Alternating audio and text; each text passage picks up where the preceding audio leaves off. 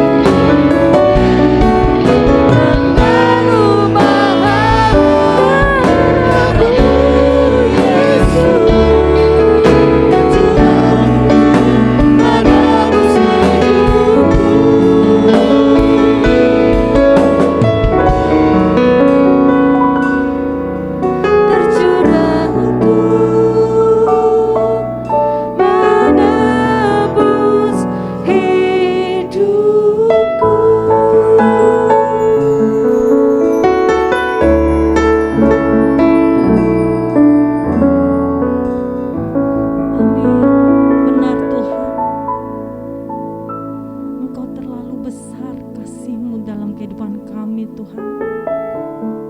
Tak dapat kami balas Tuhan selain puji dan sembah Engkau Tuhan. Engkau Allah kami yang luar biasa. Terima kasih Tuhan Yesus, terima kasih Tuhan. Sebentar kami akan mendengarkan firman-Mu. Kiranya Engkau mengurapi setiap hati kami. Buka hati dan pikiran kami Tuhan, untuk mengerti Tuhan firman-Mu Tuhan. Biarlah firman menjadi rema dalam kehidupan kami. Tuhan Yesus yang baik, kiranya Engkau mengurapi hamba-Mu yang akan menyampaikan firman pada malam hari ini. Amin. Terima kasih Tuhan, terima kasih Bapa. Hanya di dalam nama Tuhan Yesus kami mengucap syukur. Sama-sama kita katakan amin.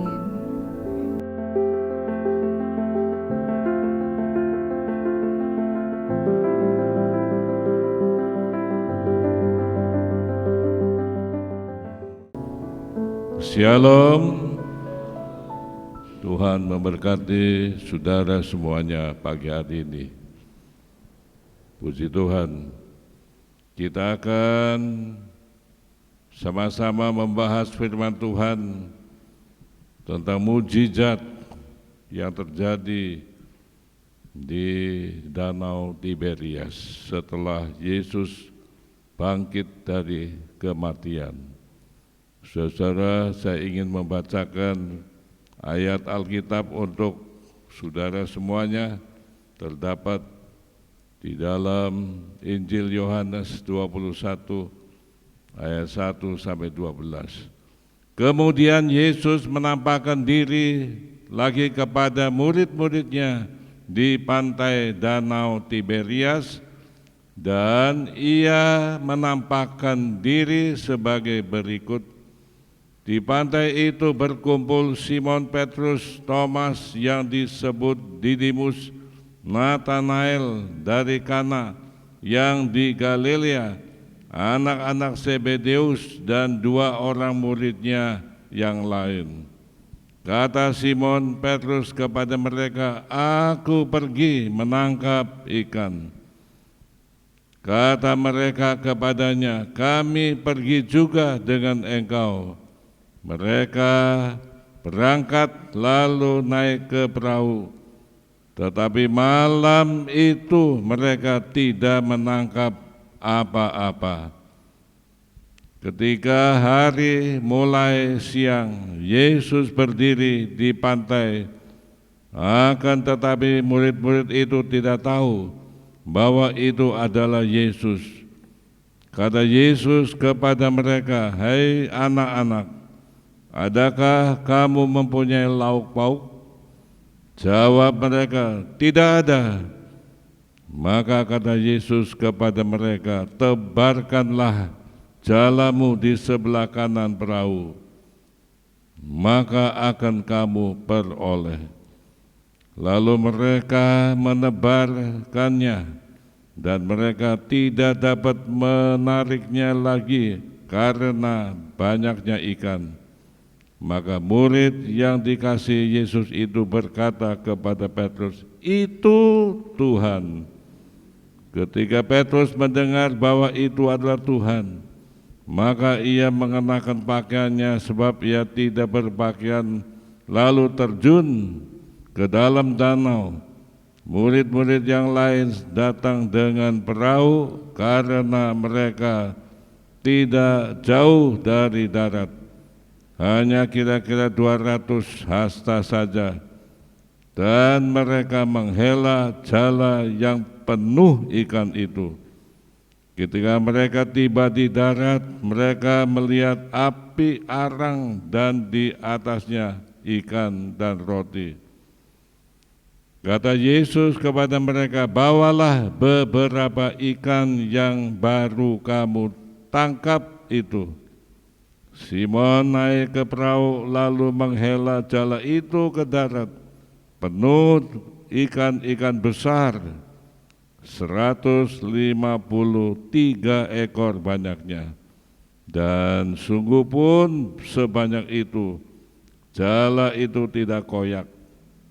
Kata Yesus kepada mereka, "Marilah dan sarapanlah.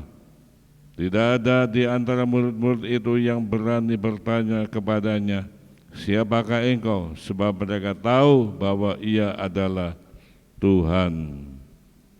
Saudara-saudara kekasih, firman Tuhan berbicara tentang uang, tentang harta.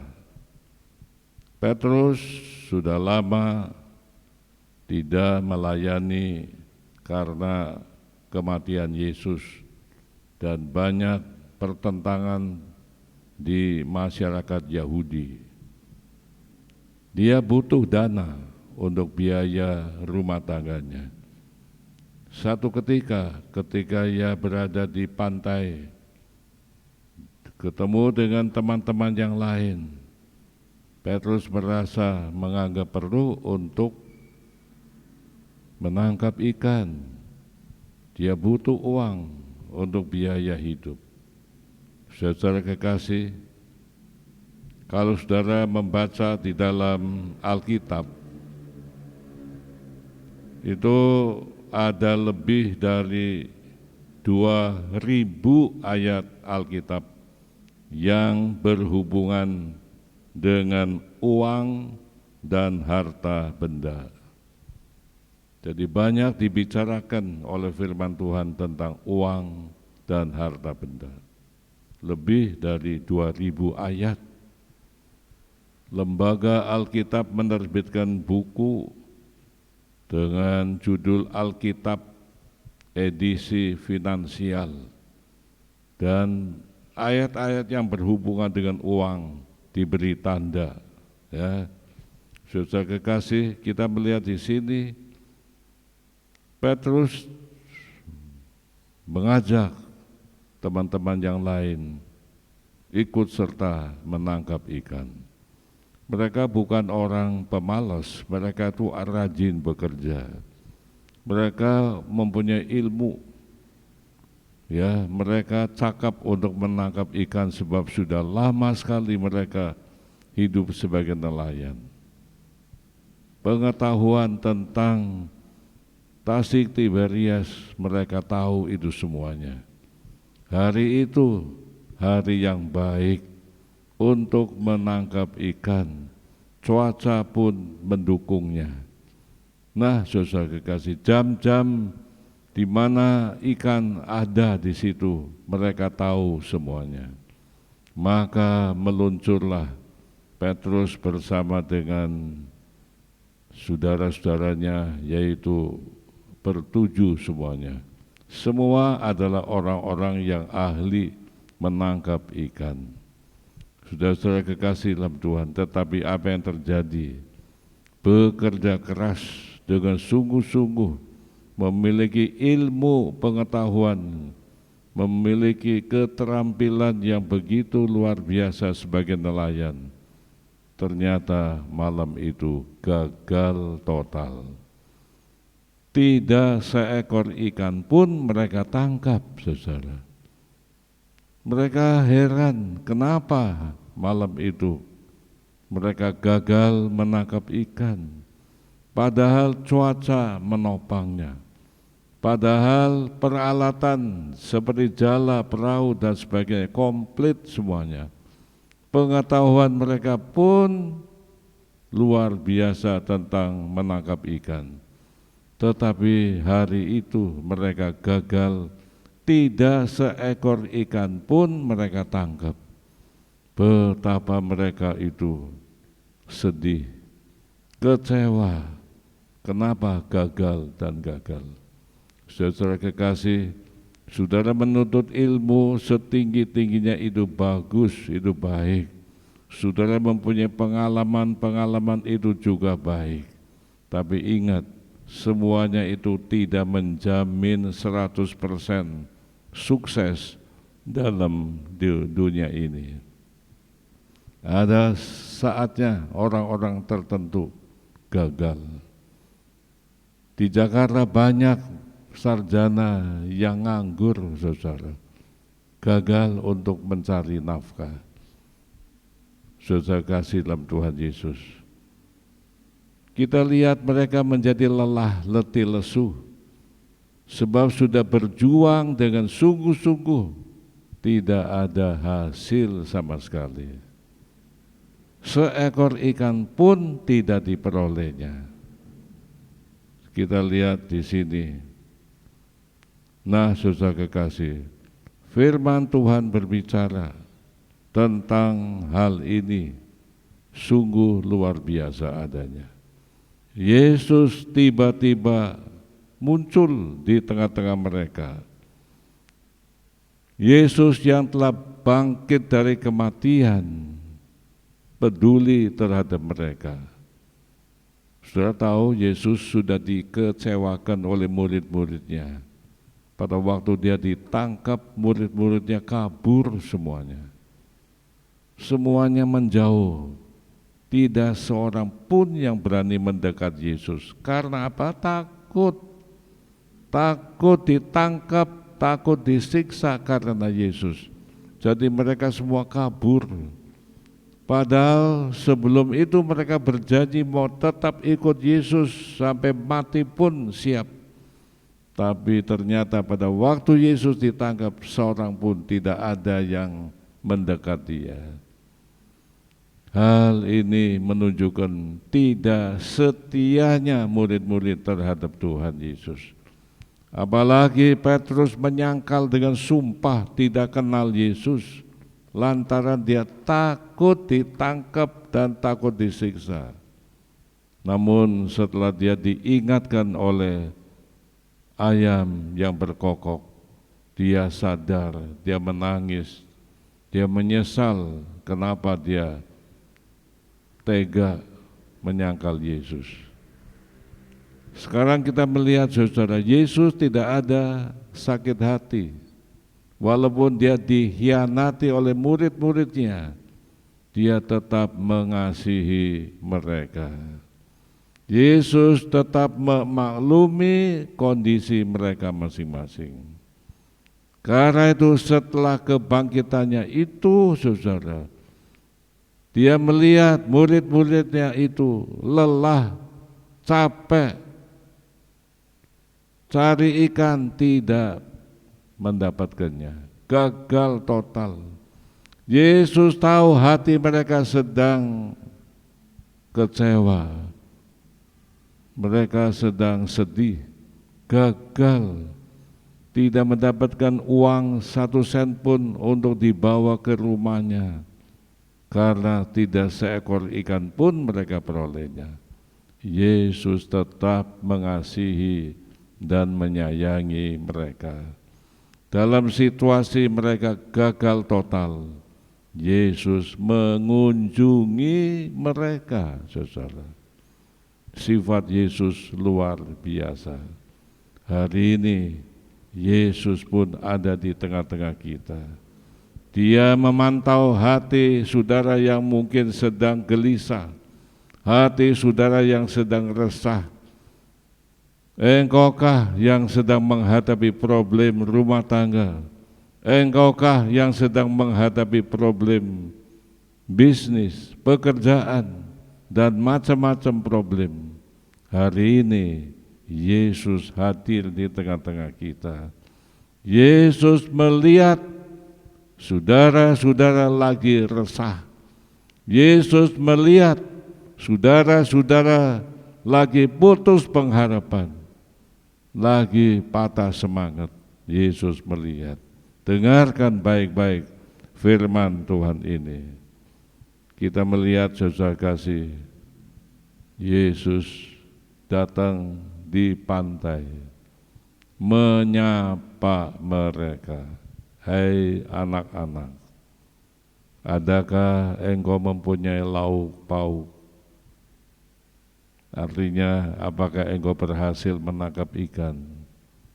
Tidak, karena gagal. Apakah hidup saudara lagi gagal sekarang ini? Bisnismu gagal, pekerjaanmu gagal, keluarga menuntut saudara-saudara untuk berhasil, tetapi nyatanya gagal. Dengarkan baik-baik firman Tuhan ini. Kemudian apa yang terjadi, saudara? Yesus berkata, tebarkan jalamu di sebelah kanan perahu, pasti engkau akan mendapatkannya.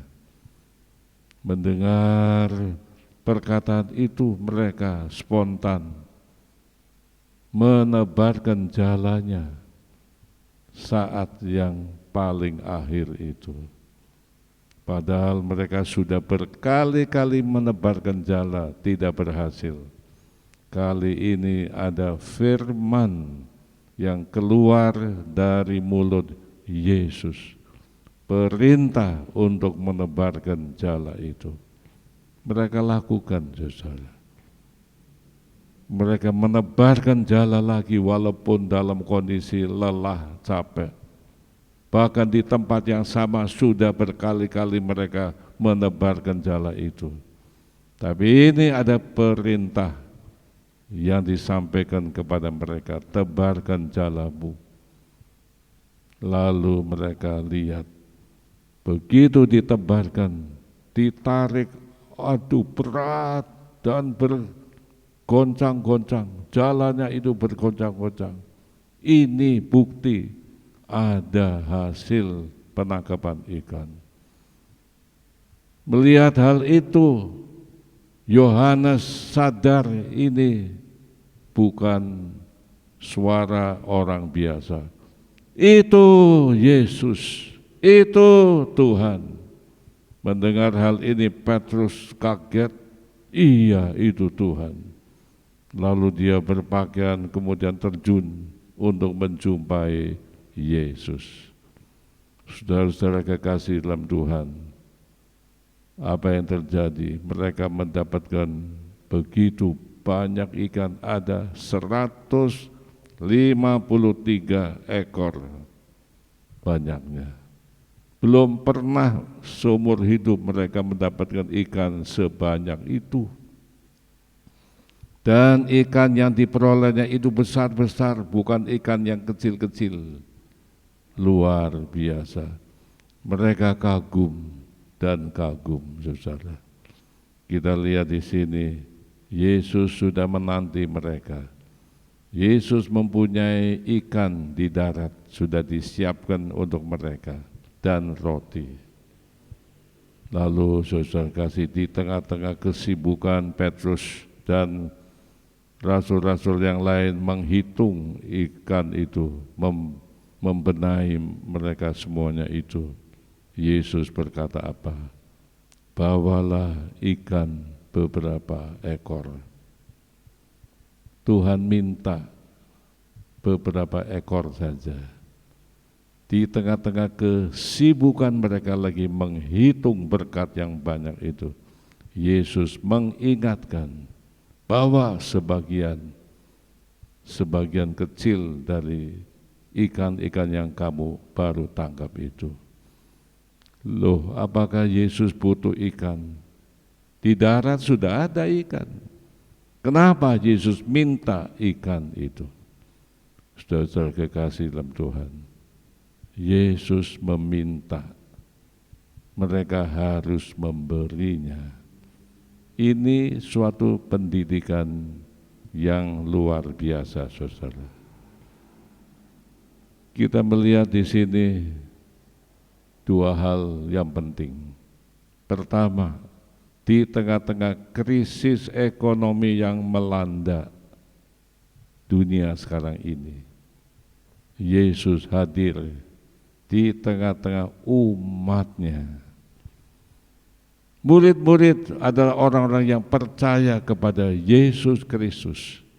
Murid-murid ini sudah pernah berjumpa Yesus 2 kali setelah kebangkitannya.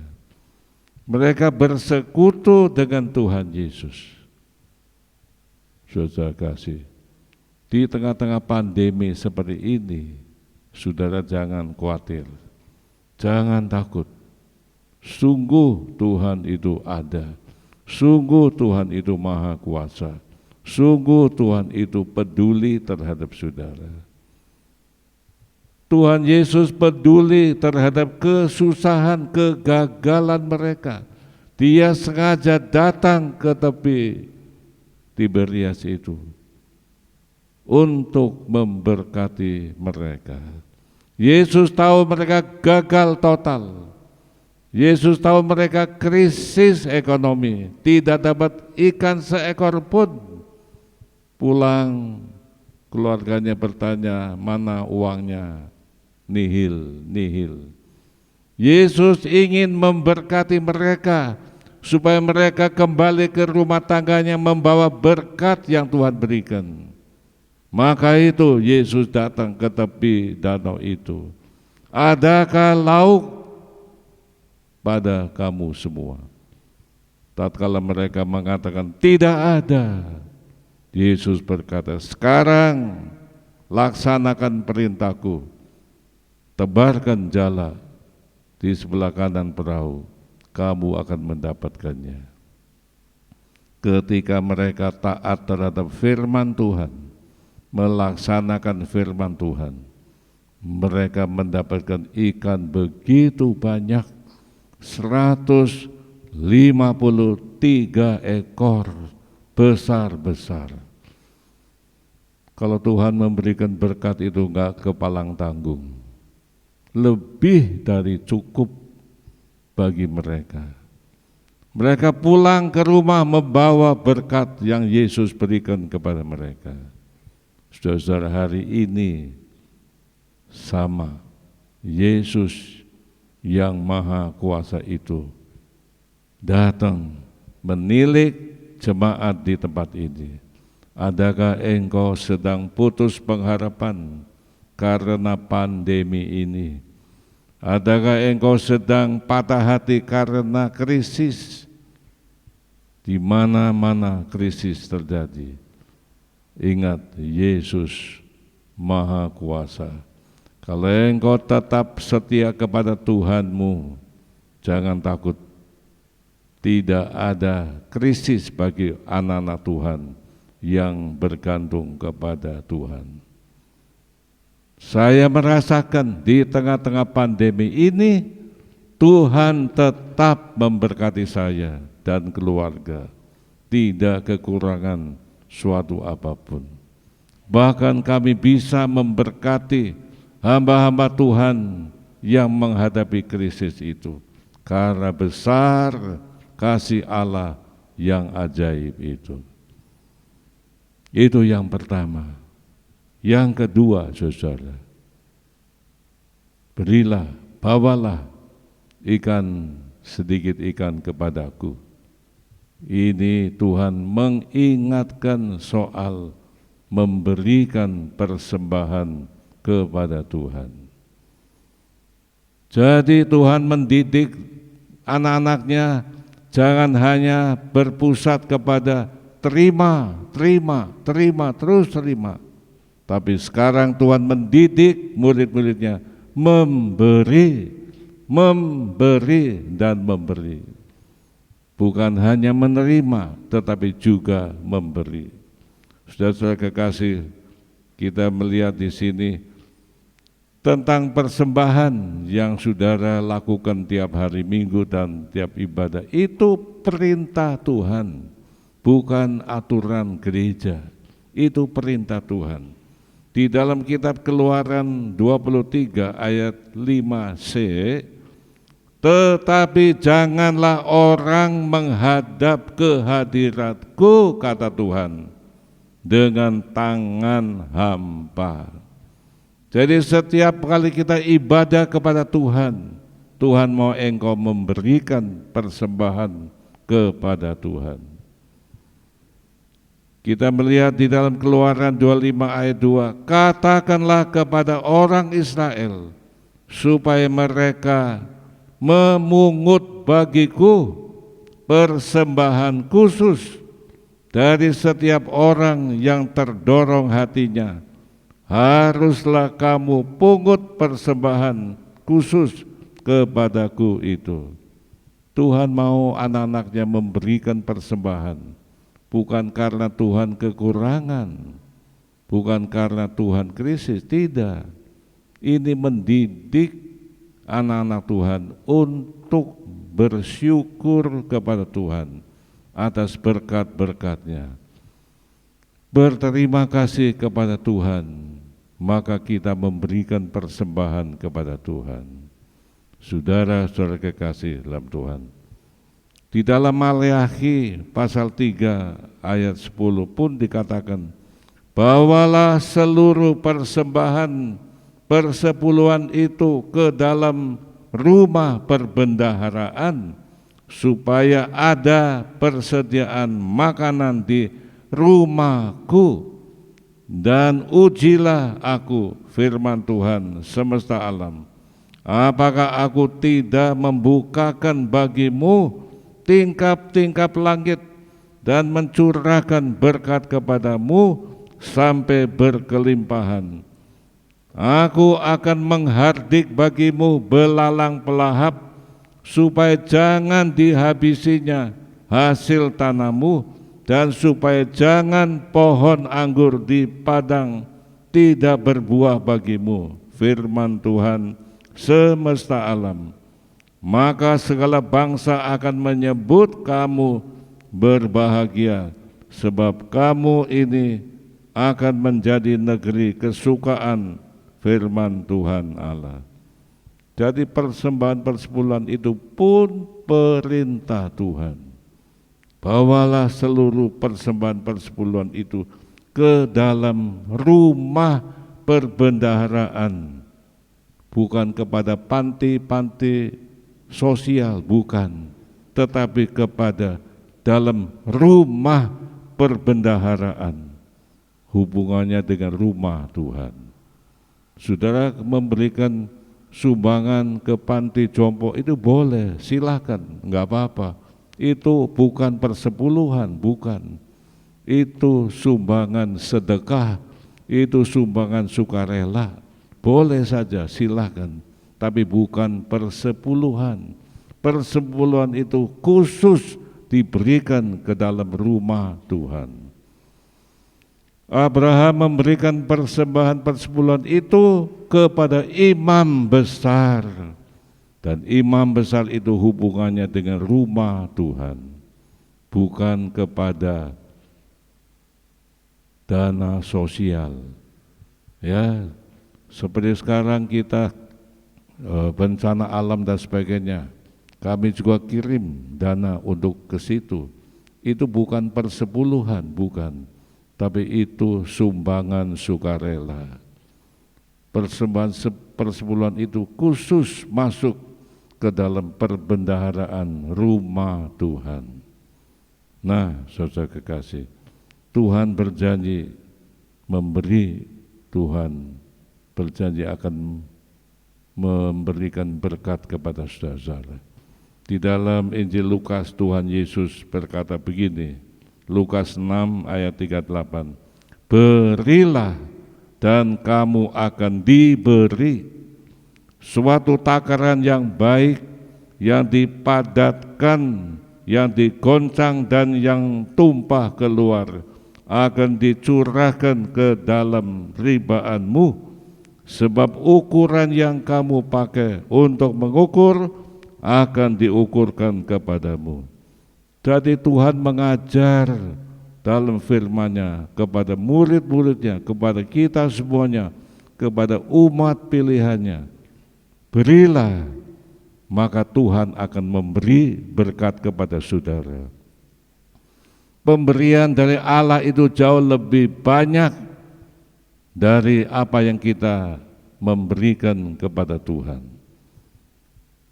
Di sini dikatakan, ya, suatu takaran yang baik, yang dipadatkan, yang digoncang dan yang tumpah keluar akan dicurahkan ke dalam ribaanmu. Itulah Tuhan membalas berkat limpah. Sungguh saya alami sendiri, saudara.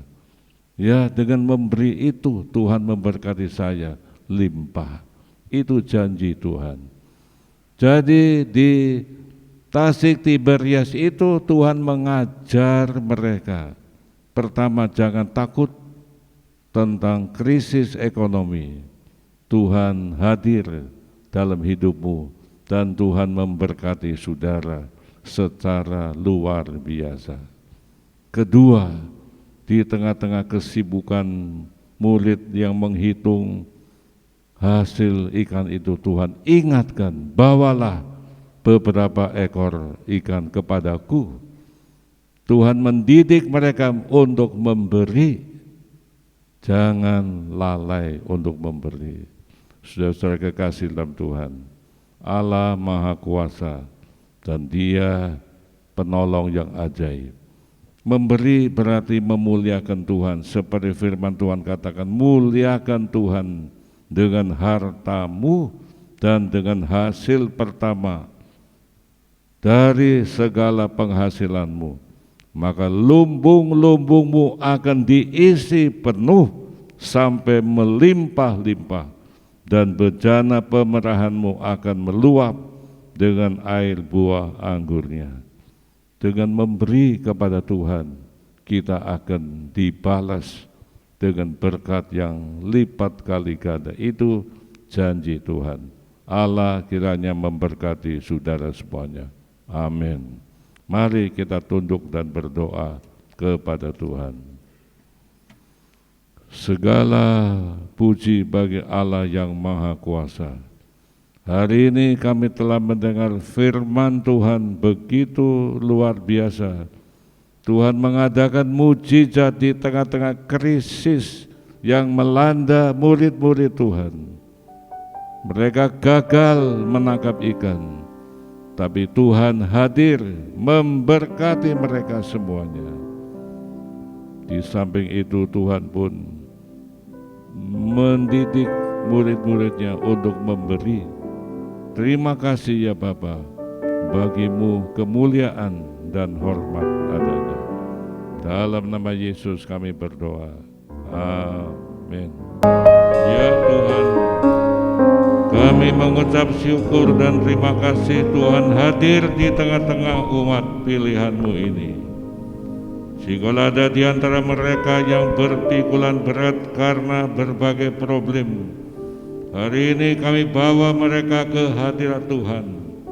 Jamah hati mereka masing-masing. Limpahkan berkat Tuhan kepada mereka. Yang sakit pun Tuhan sembuhkan mereka dalam nama Yesus. Tuhan, terima kasih buat pimpinan-Mu, buat berkat-berkat-Mu yang begitu luar biasa. Dan mereka hari ini telah membawa persembahan ke hadirat-Mu. Tuhan, terima persembahan itu dan limpahkan berkat Tuhan kepada mereka dan keluarga. Terima kasih ya Bapa. Haleluya, haleluya.